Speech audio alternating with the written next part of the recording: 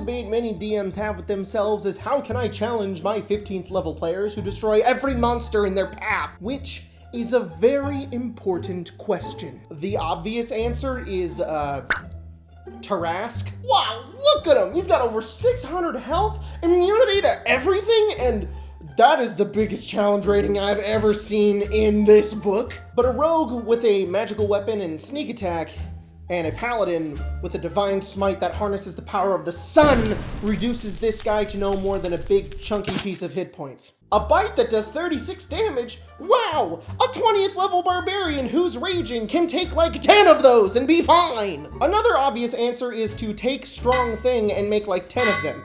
That's not what we're trying to do today. What we're trying to do today is to find one monster, because action economy, everybody knows that action economy is good.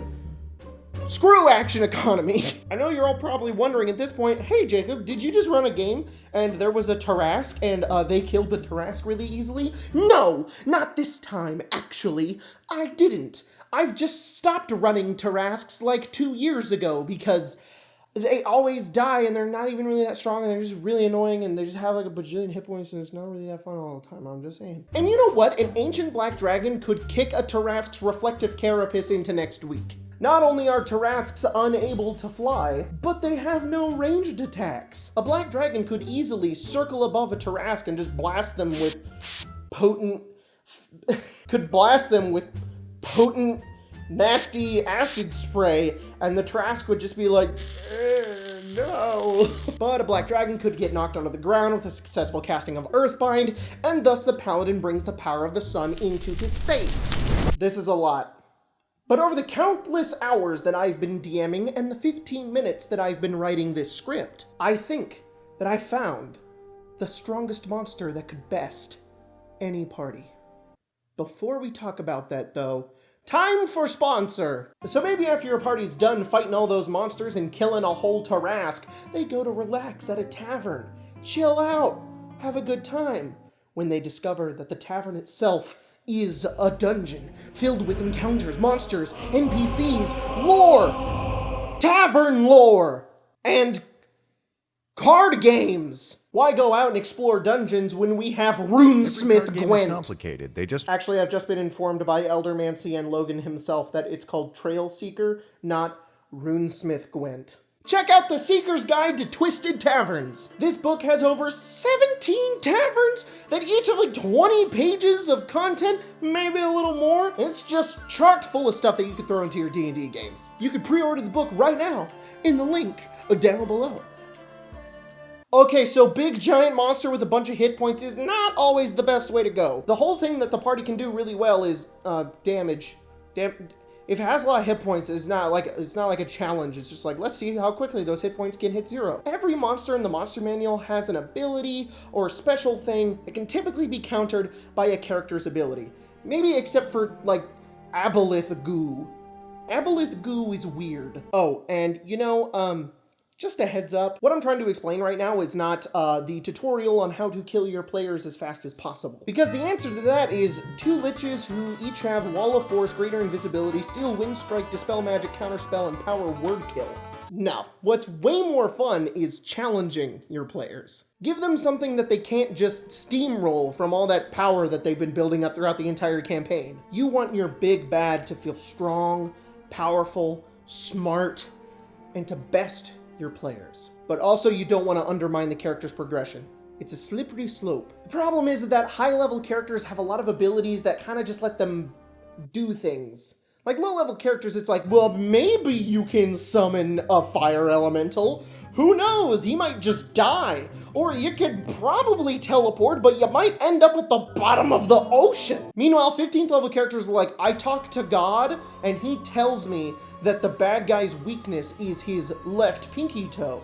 So I will cast 400 lightning bolts at his pinky toe. There's not a lot of risk in high-level D&D because every character either has like a million attacks, a ton of health, a backup cantrip, a lot of spells, or a +10 in every skill. Which is why like 1st to 10th level is like A+ D&D, but that's a different video. What you want to do is have a creature that can exploit the weaknesses of the party so that what they normally rely on can't be relied on anymore, and they have to make different decisions with their characters. But I may be wrong.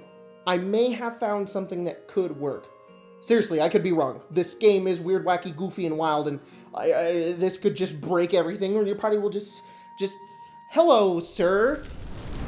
But the most success that I've had is with the monster known as Titivalus. I can already hear my friends screaming at me. Titivalus is an archdevil that was released in Mordenkainen's Tome of Foes. I ran a campaign a little while ago, it was called Sunder, and all of the archdevils were the big bad guys. After my party steamrolled Baal, destroyed Geryon, disintegrated Moloch, I was getting worried for my queen, Zariel, Archduke of Avernus, love of my life.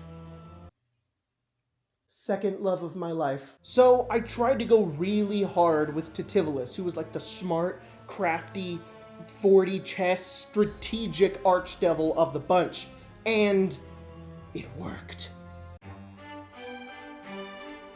It's really annoying because I'm pretty sure the teleport is further than 60 feet, so every turn it just gets out of my range. How much to do? I don't know what to do. I have to see. You can do that as a With legendary my action. Jesus. passive. Legendary action. With my passive, do I know where he All is? devils can teleport as legendary. So Can I get a check with that annoying. too? That's This is the only way you can kill people that are teleporting. Just double With check that. giant AoE Right. spells in their general vicinity. Unfortunately, I believe. And I think it's not really Titivalus that made this encounter super strong, it's more the abilities that he had that you could really apply to any monster, or the rules I was using that you could apply to any monster, or just make your own monster. You don't just have to use Titivalus in every single one of your games to challenge your high-level party, but you could follow the basics and make something similar. Firstly, Titivalus has one beautiful spell, Greater Invisibility. Greater Invisibility lets you cast invisibility. It only lasts for a minute, but you won't become uninvisible from casting a spell or attacking. And the rules of 5e specify... This is really what I sound like right now. The rules of 5th edition, actually? The rules of 5e specify that an invisible creature doesn't have advantage on stealth rolls. They're invisible, making them an unseen attacker. Unseen attackers have advantage, and creatures that are attacking an unseen attacker have disadvantage, as if they were blinded. So unless somebody has see invisibility or true sight, you're good to go. Secondly, Titivalus can teleport as his action, but he can also teleport as a legendary action, giving him tons of maneuverability. So anytime he's getting ganged up, Titivalus just disappears at the end of somebody's turn, or reappears back in on his turn, and uses his legendary action to either make an attack, or he can attack as his action, and then teleport as a legendary action, and he's invisible. We're just getting started. Thirdly, Titivalus can fly, so he could be above the party, and they would never know that he was there, unless they heard the swift flapping of his wings. Fourth, he has this little ability called Ventriloquism. Basically, if he's standing here, he can throw his voice over here to make it sound like he's here. So while he's invisible, and he's teleporting all over the place, he can throw his voice to make people think he's over here, sending your party running in constant different directions. So annoying. These four things combined create one of the most frustrating and challenging encounters for higher level D&D characters. He appears in and out of nowhere, is completely invisible and impossible to track. What this forces your party to do is to try to think logically. They can use the room to their advantage. They can think about using maybe AoE spells that may not necessarily hit him, but try to reveal his location. They can't just see the guy and go, him, that guy right there, son! As soon as you take away what the party is supposed to be fighting, and remove a target, but create a target at the same time, you force them to think in different ways. Ways only true anger can create. Basically what I'm trying to say is because a lot of character abilities, like not all of them, but most character abilities are focused on having a target, taking away the target makes it really challenging. Now you may be thinking, Jacob, this isn't going to be all that challenging because a lot of my players have AoE spells like Necrotic Death Wave and a Fireball, and that's just going to give away his location, and they could just do that constantly no matter what. Wrong! He's immune to fire damage, and I gave him Counterspell because I really just hate my players for some reason. What level spell is Greater Restoration? 5. Counterspell. Counterspell. Nice! Look, you can only do it once per turn, it's just a reaction, and it's just one spell. The one spell that will, like, reveal his plan or show where he is. Like, see Invisibility is a good one to try to counterspell, or maybe an AoE spell, that's a good one to try to counterspell. Eventually he's gonna run out. So, could Titivalus take on a Tarask? I don't know, maybe, probably not. But he could certainly take on a group of powerful adventurers. Maybe he won't TPK them or kill them, but that's not the point.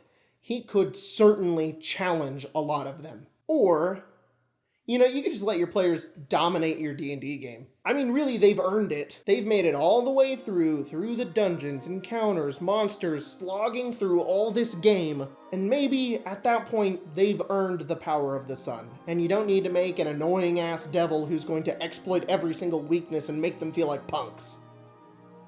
Unless you took Zugitmoy and you gave her more hit points and greater restoration, and